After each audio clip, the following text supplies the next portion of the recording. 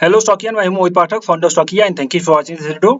और अगर आप इस वीडियो के माध्यम से मेरे चैनल से पहली बार जुड़ रहे हैं तो चैनल को जरूर सब्सक्राइब कर लीजिएगा, बेल आइकन को भी दबा दीजिए ताकि नई वीडियो की नोटिफिकेशन आपको हमेशा मिलती रहे। चलिए हम देख लेते हैं कल निफ्टी बैंक निफ्टी और इसमें किस तरीके से काम किया जा सकता है, कहाँ पे बाई कहाँ पे सेल करना और क्या मार्केट का व्यू रह सकता है।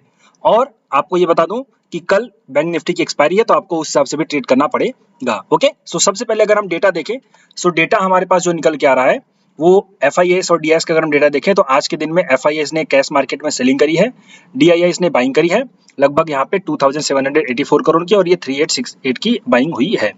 और अगर हम FIS के सेक्टर डेरिवेटिव्स की मार्केट की बात करें तो डेरिवेटिव्स मार्केट में आपके यहाँ पे जो है फ्यूचर में यहाँ पे यस इंडेक्स के फ्यूचर में इन्होंने जो है कि बेसिकली शॉर्ट किया हुआ है, और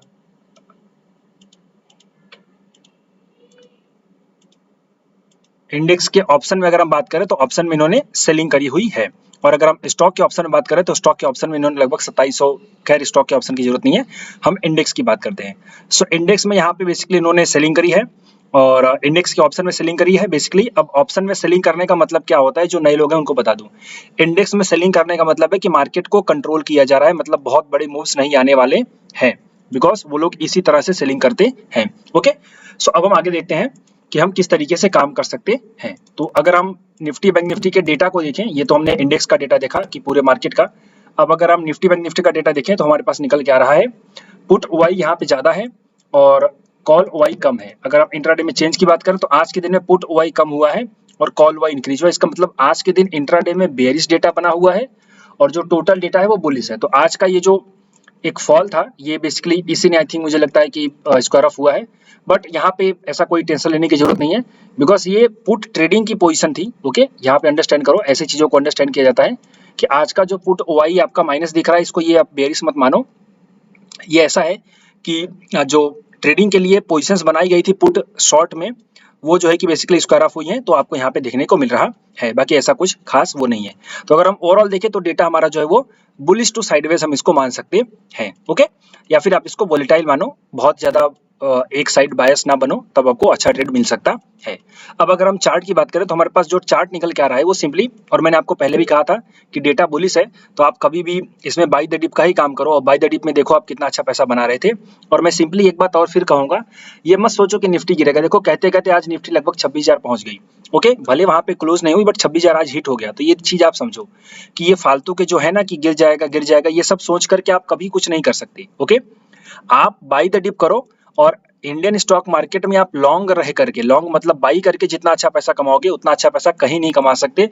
तो आप सिंपली यहाँ पे अंडरस्टैंड करके चलो। ओके, सो अगर हम चार्ट की बात करें तो चार्ट में एक ऊपर लेवल पे कंसोलिडेशन या कह सकते हैं, या तो फिर हम हाई स्ट्रक्चर कह सकते हैं। यहाँ पे एक सेलिंग आई है बट उतनी खास वॉल्यूम नहीं है, तो हम इसको बहुत ज्यादा वैल्यू नहीं देंगे। इसलिए मैं कह रहा हूँ कि पुट का जो डेटा माइनस है वो आपको उसमें बहुत ज्यादा डरने की जरूरत नहीं है। ओके, तो अब हम किस तरह से ट्रेड करेंगे इसको समझ लेते हैं। सबसे पहले देखते हैं कि मार्केट में सपोर्ट रेजिस्टेंस कहाँ बना है। सो एक सपोर्ट यहाँ पे बना है और एक सपोर्ट आपका यहाँ पे बना है। रेजिस्टेंस आपका ये रहा। सो डेफिनेटली कल के दिन रेजिस्टेंस को क्रॉस करना थोड़ा सा मुश्किल होगा और सपोर्ट से थोड़ा सा बाउंस बैक करना इजी होगा। और अगर ये ब्रेक कर गया तो यहाँ पे इस लेवल पे आएगा और यहाँ से फिर बाउंस बैक होने की उम्मीद है।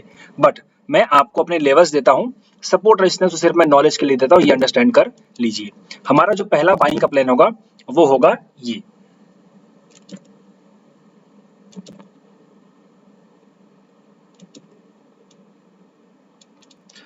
हम जो बाइंग करेंगे वो 25,912 है तो 910 ले लो। ओके, 25,910 से लेकर के 25,898 है, सो 900 ले लो। ओके, 900 तक, यहाँ पे 910 से 900 तक हम यहाँ पे बाइंग करेंगे। स्टॉप लॉस जो होगा हमारा 888 है तो 880 ले लो। ओके, 25,880 यानी 880 का हमारा स्टॉप लॉस रहेगा।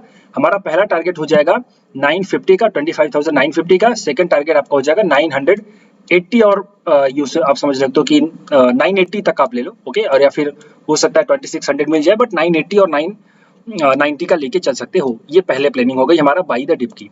ओके, अब हम सेल कब करेंगे। सो अगर ये लेवल टूट जाता है तो हम इसके नीचे फिर सेलिंग करेंगे। ओके, तो जब तक सेल का लेवल सिग्नल नहीं ट्रिगर होता तब तक हम सेल नहीं करेंगे। तो हम सिंपली सेल कैसे करेंगे वो अंडरस्टैंड कर लीजिए। अगर फ्लैट थोड़ा सा नीचे जाकर के ओपन होती है और तुरंत नीचे आ जाती है तो सेलिंग प्रेशर आ सकता है, या फिर फ्लैट ओपन होकर के तुरंत धड़ाम धड़ाम गिरे, ये ब्रेक करे, फिर इसके बाद नीचे आ जाए, तो यहाँ पे सेलिंग प्रेशर दिख सकता है।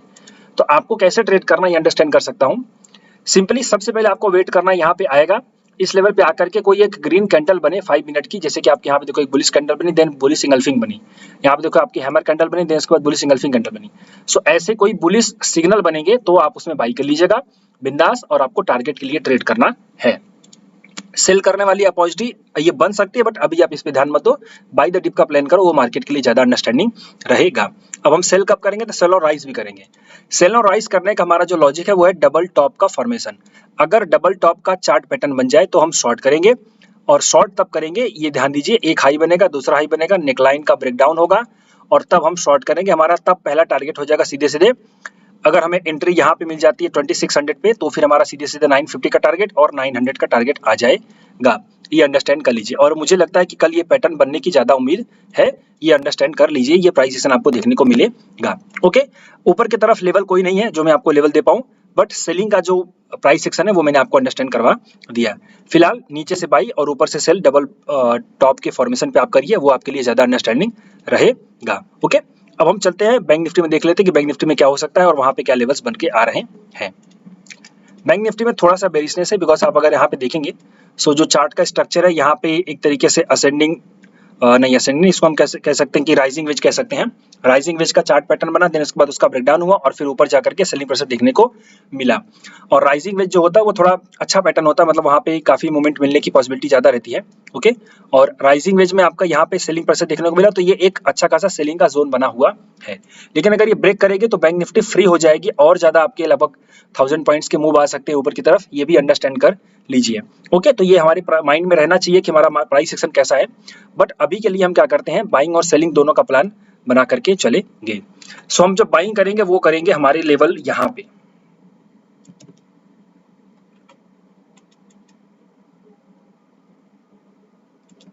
ओके, ये अंडरस्टैंड कर लीजिए। सो हमारा बाइंग का लेवल जो ट्रिगर होगा वो होगा, बिकॉज यहाँ पे देखो इस एरिया में एक सपोर्ट बना हुआ है, सो ये सपोर्ट यहाँ पे भी काम करेगा, बिकॉज अभी तक इसका टच नहीं हुआ है, ये सिंपल अंडरस्टैंड कर लीजिए। ओके, सो यहाँ पे हम सिंपली 53,794 है तो 795 पकड़ लो, 795 से लेकर के 53,745 तक हम बाइंग करेंगे, इस एरिया में आने पे बाइंग करेंगे। स्टॉप लॉस जो हमारा होगा, नहीं स्टॉप लॉस आप एक काम करो 700 का ही ले लो, बहुत ज्यादा करने की जरूरत नहीं है, 700 का हमारा स्टॉप लॉस रहेगा।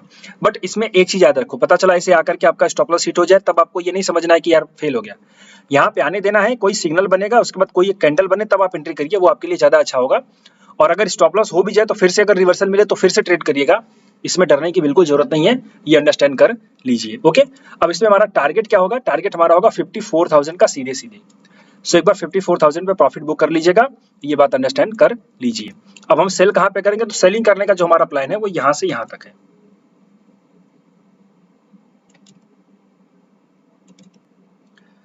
अगर फ्लैट ओपन होकर के हल्का सा नीचे नहीं आती, ऊपर जाती है, तो यहाँ पे हम सेल करेंगे 54,060 से लेकर के 54,120 तक, हम यहाँ पे इस लेवल पे आने पर शॉर्ट करेंगे। 156 है तो 160 का हमारा स्टॉप लॉस रहेगा, और इसमें टारगेट हो जाएगा 53,900 एंड 53,800 700 का टारगेट आ जाएगा नीचे की तरफ, बिकॉज ऊपर की तरफ जो प्राइस सेक्शन बना है, अगर ये नीचे से ऊपर जाएगी तो यहाँ पे एक बार सेलिंग प्रेशर जरूर देखने को मिलेगा, फिर जाकर के अगर रिकवर करेगी तो ठीक, नहीं तो फिर आगे देखेंगे। बट पोजिशनली याद रखिए कि अगर इसके ऊपर निकलेगी तो एक बार और बड़ी मूवमेंट की हमें जरूरत, मतलब और बड़ी प्राइस सेक्शन हमें देखने को मिल सकते हैं, बुलिश ऊपर की तरफ मूवमेंट आ सकता है। तो ये प्रॉपर अंडरस्टैंड करके चलिए। और मैं कल आपके लिए वीडियो नहीं बना सका, इसके लिए माफी चाहता हूँ, थोड़ी सी जो है कि कमजोरी थी, इस वजह से मन नहीं किया, बट मैं डेली बेसिस पे बनाता रहता हूँ। मैं मोहित पाठक, फाउंडर स्टॉकिया, और आपके लिए मैंने बहुत सी वीडियोस बनाए हैं, आप उसको देखते रहिए, अंडरस्टैंड करिए। आप अगर मेरे लाइव वाले सेक्शन पे जाएंगे तो यहाँ पे मैंने काफी वेबिनार आपके लिए किया है, जैसे कि आप इलेक्शन वाला वेबिनार देख सकते हैं, और इसके बाद जो है कि हमें टेक्नो फंडा एनालिसिस और ये सब क्लासेस मैंने आपके लिए की है, तो आप ये सब देखिए। और आप अगर वीडियोस में जाएंगे तो और ज्यादा आप देख सकते हैं, फंडामेंटल देखना है, टेक्निकल देखना है, तो ये सब चीजें मैंने आपके लिए काफी वीडियोस बनाए हैं। और जब भी मुझे कोई अच्छी अपॉर्चुनिटी दिखाई देती है तो मैं उसका भी वीडियो आपके लिए बनाता हूँ, जैसे कि मैंने लेटेस्ट में आपके लिए यथार्थ हॉस्पिटल का बनाया था। अब मुझे लगता है कि यथार्थ वाला कहाँ पे है वीडियो,